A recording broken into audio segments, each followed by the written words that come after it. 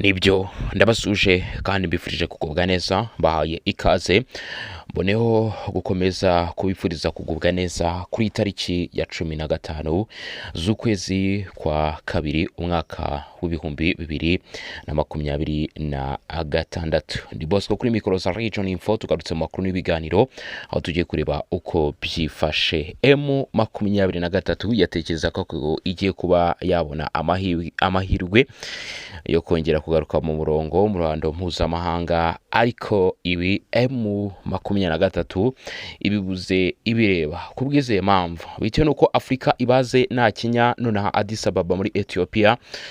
Afrika y'Epfo kabisa ibaze nta Kenya, umutwe wa 23 Addis Ababa muri Ethiopia irafata ikubita hasi M23 imbere y'abayobozi bagiye batandukanye, barimo Muhammad al-Fatah, barimo General Neva, barimo Jean Manuel, ndetse isi yose ireba iravuga iti ibyo Afrika y'Epfo ikoreye 23 nago izi nyeshyamba zizabyibagirwa. Turaza kubirebera hamwe turebe uko byifashe. Ubutegetsi bwa Republika Iharanira Demokarasi ya Kongo bwamaganye ibikorwa by'inyeshyamba za 23 bikomeje kwibasira abaturage.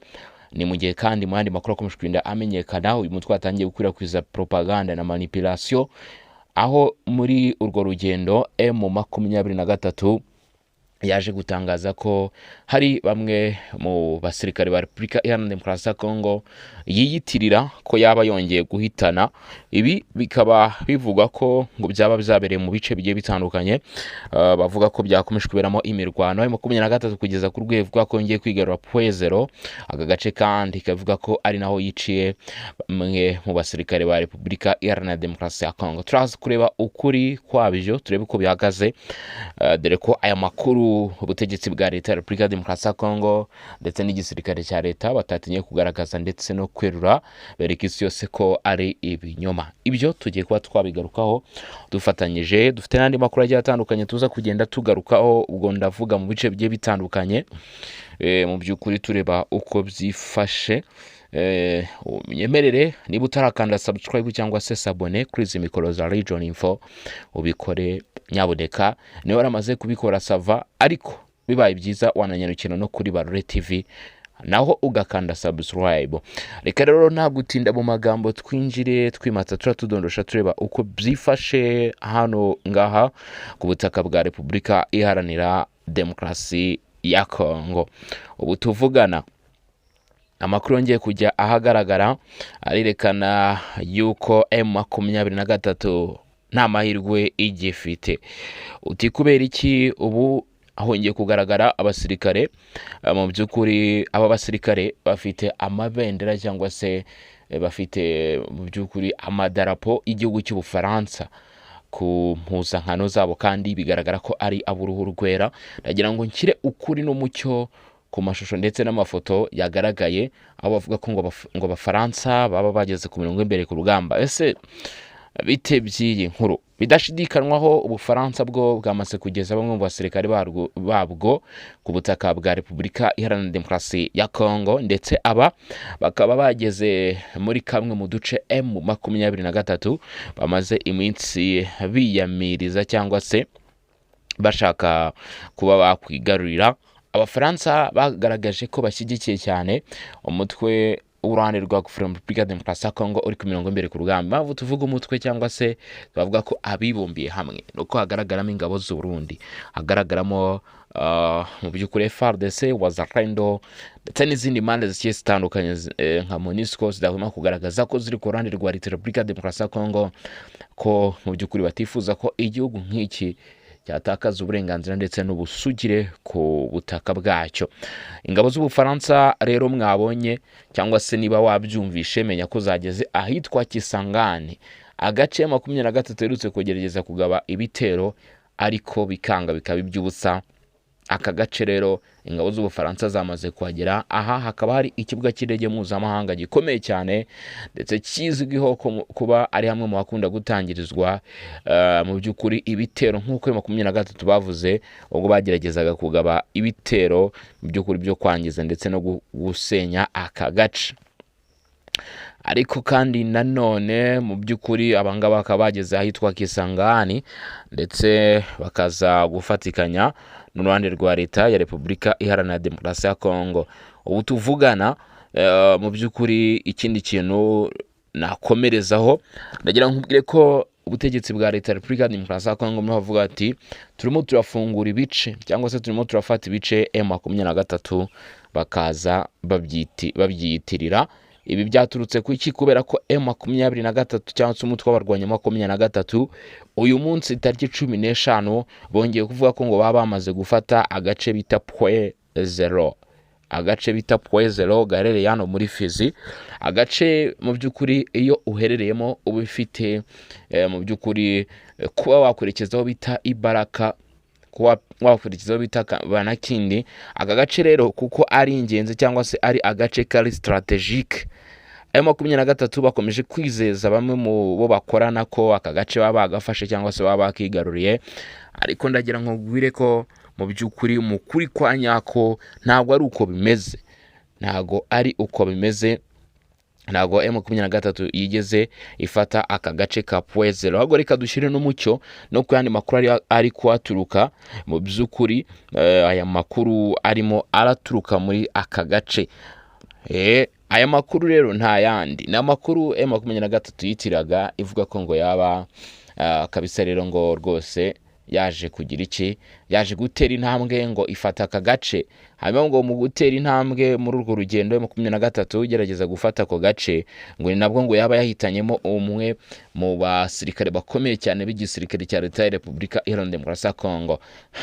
Akabigasekwa nk'akweza rero ndagira ngo nkire ukuri kuri amakuru ati nta musirikare n'umwe wo muri FARDC wiciwe ahitwa Point Zero, kandi nta mirwano yahabereye kuri wa gatandatu ndetse no kwa gatanu. Ubwo bari kuvuga ku munsi w'ejo, ngira ngo murabiswe uyu munsi turi ku cyumweru, turi tariki 15 cyangwa ku wa kane w'icyumweru gishize, niko umusirikare wo muri ako gace yabitangaje.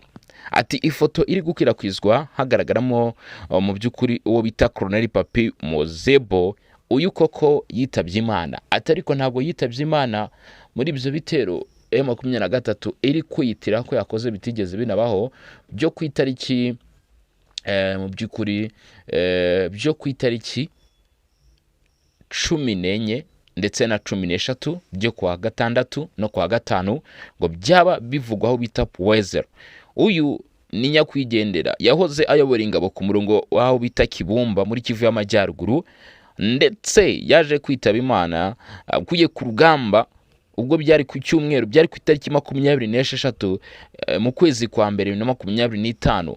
ngira ngo niba mwumva Kibumba murumva ko turimo turasohoka mu mujyi wa Goma. Aha n'ubundi FARDC ndetse n'abarimo Wazalendo nibwo bari bakomeje urugendo rwo gusohoka mu mujyi wa Goma.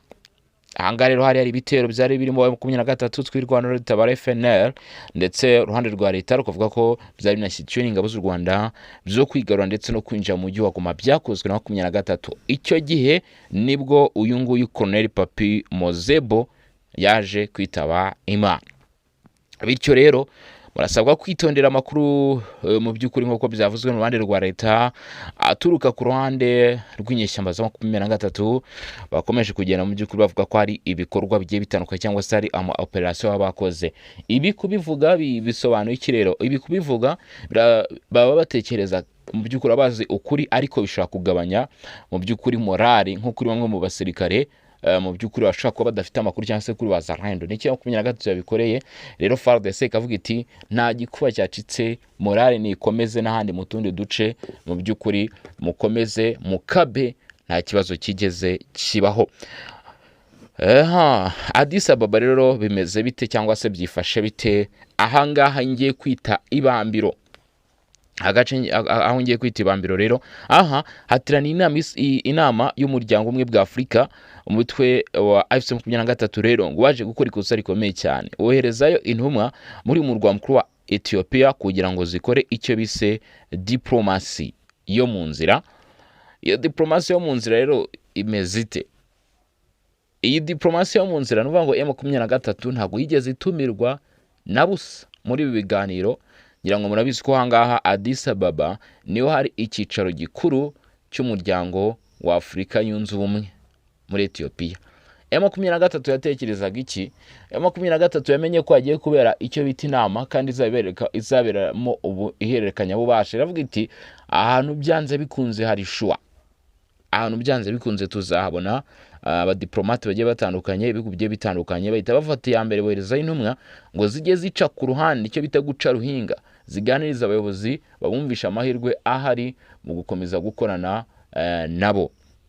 Ariko ntabwo ariko byaje gukomeza kubagendekera. Rero ku rundi ruhande mu by'ukuri rero hari abitwa Suiva la RDC. Abangaba ni ihuriro ngira ngo murabizi ko ryashinzwe mu minsi yashize i Nairobi mu Kwakira 2025 nitwa Joseph Kabila, ubwo yatumizaga abadiplomate batavuga rumwe n'ubutegetsi, nawe agahita gukora ihuriro akaryitura ngo rishinzwe cyangwa se ryejejwe mu gutabara Repubulika Iharanira Demokarasi ya Kongo. Nyamara ibyo ngibyo mu by'ukuri ntago aricyo cyari kigamijwe. Aba rero nabo bari bamaze kugerayo baca ku ruhande nyuma baganira nande n'abayobozi, ariko biranga biba iby'ubusa. Afrika y'Epfo ntago nkeka ko ari ifite amakuru, ariko Afrika y'Epfo mu by'ukuri yahise ishyira ukuri hanze, icyo bita kumena umuceri. Addis Ababa, Afrika y'Epfo yahise yamagana gukomeza kwigarura ibice by'ubutaka bwa Repubulika ya Demokarasi ya Kongo bikozwe na M23, kandi shimangira ko hakwiye kubaho kubahiriza ubusugire n'ubwigenge bw'igihugu.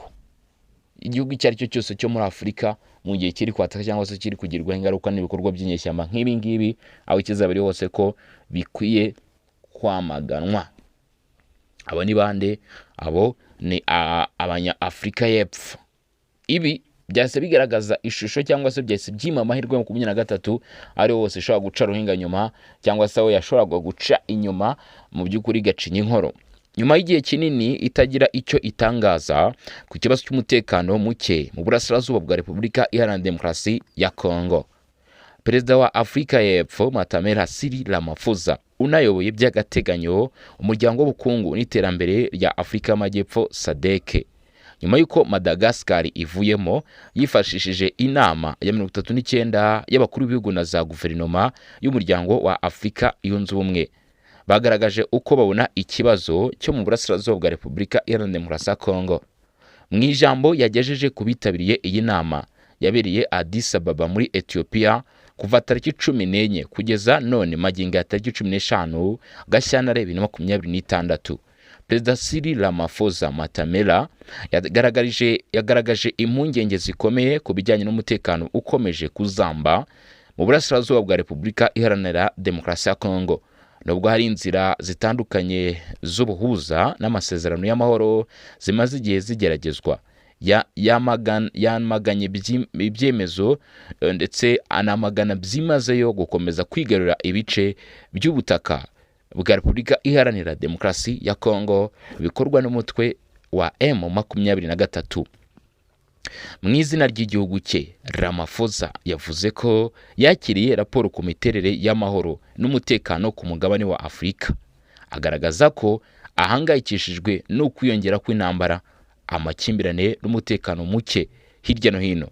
Afrika y'Epfo yongeye gushimangira ko ishyigikiye iyubahizwa ry'icyerekezo cya Afrika y'Epfo itekanye, iterambere kandi yunze ubumwe nk'uko biteganwa muri agenda 2063.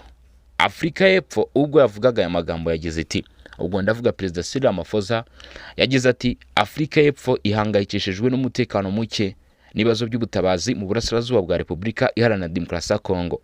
Nubwo habayeho inzira zitandukanye z'ubuhuza n'amasezerano y'amahoro, turashimangira ko ubumwe, ubusugire n'ubwingenge bwa Repubulika Iharanira Demokarasi ya Kongo bigomba kubahirizwa.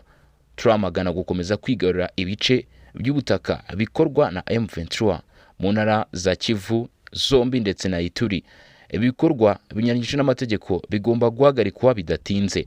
Afrika y'Epfo ifite inshingano yo gukurikirana ishyirwa mu bikorwa ry'amasezerano mu rwego rw'akarere ku bijyanye na Repubulika Iharanira Demokarasi ya Kongo, kandi mu gihe cy'inshingano zacu tuzakorana n'ibihugu byashyize umukono ku masezerano ngenga kugira ngo haboneke umuti urambye w'intambara imaze igihe. Muri iyo nama kandi Repubulika ya Angola yatanze igitekerezo cy'uko habaho agahenge hagati ya leta ya Repubulika Iharanira Demokarasi ya Kongo n'umutwe wa M23 guhera saa sita z'amanywa kuri wa gatatu tariki 18 Gashyantare. Ibi byatangajwe n'ibiro bya perezida wa Angola nyuma y'inama yabereye i Rwanda yahuje perezida João Lourenço Conclave Emmanuel wa Angola, perezida Félix Tshisekedi wa Repubulika ya Demokarasi ya Kongo, perezida Faure Gnassingbe wa Togo ari nawe muhuza w'umuryango wa Afurika yunze ubumwe, ndetse n'uwahoze ari perezida wa Nigeria Olusegun Obasanjo washyizwe nk'umuhuza wihariye. Leta ya Repubulika Iharanira Demokarasi ya Kongo yemeye iki gitekerezo cya Angola cyo guhagarika imirwano guhera saa sita z'ijoro tariki 18 Gashyantare 2026 no kuvuga kuwa gatatu. Ariko umutwe wa FCM 23 ntibyawunyuze, uvuga ko utari guhagararirwa muri iyo nama, ndetse ahubwo ugahitamo gukomeza inzira y'ibiganiro bya Doha biyobowe na Qatar. Bivuze ngo M23 ivuga ko ibyavuzwe na perezida Emmanuel Conclave João Lourenço wa Angola byo guhagarika imirwano kwa gatatu saa sita ku itariki 18 bitazigera bikorwa n'uruhande rwa M23. Ati ibyo guverinoma ya Repubulika Iharanira Demokarasi ya Kongo nibi byumva ariyo izabyubahiriza kuko ariyo yari hagarariwe muri ibi biganiro. Ati rero ibiganiro tutigeze duhabwamo umwanya nago dushobora kubikurikiza. M23 yatsimbaraye igaragaza ko ngo nigerageza kubahiriza izubahiriza ibiri kubera mu biganiro bya Doha biyobowe na Qatar. Ibiro bya perezida wa Angola byaratangaye ndetse byatangaje ko gutangiza icyiciro kibanziriza ibiganiro by'abanyekongo hagati yabo bizabera i Rwanda bizatangazwa mu gihe cya vuba. Ibi byakurikiye inama yo ku rwego rwo hejuru yabereye i Rome muri Togo kwa 17 Mutarama 2026 yari igamije guhuza ndetse no gukomeza inzira y'amahoro muri Repubulika ya Demokarasi ya Kongo no mu karere k'ibiyaga bigari.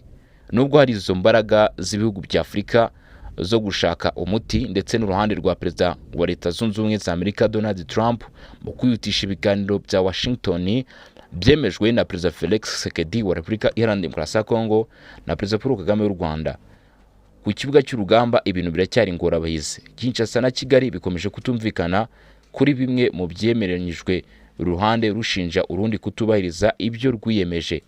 Ni nako bigenda ku biganiro bya Doha hagati ya leta ya Repubulika Iharanira Demokarasi ya Kongo n'umutwe wa M23 bishyigikiwe n'u Rwanda, bigamije gukemura ibibazo byimbitse birimo kugarura ububasha bwa leta ndetse no gusubiza mu buzima busanzwe abarwanyi. Nubwo ibiganiro byongeye gusubukurwa nyuma y'igihe byarahagaze, byinshi mu byemeranyijwe birimo ishyirwa mu bikorwa rya gahenge, itangazo rihuriweho n'impande zombi n'amasezerano ngenga ntibirashyirwa mu bikorwa.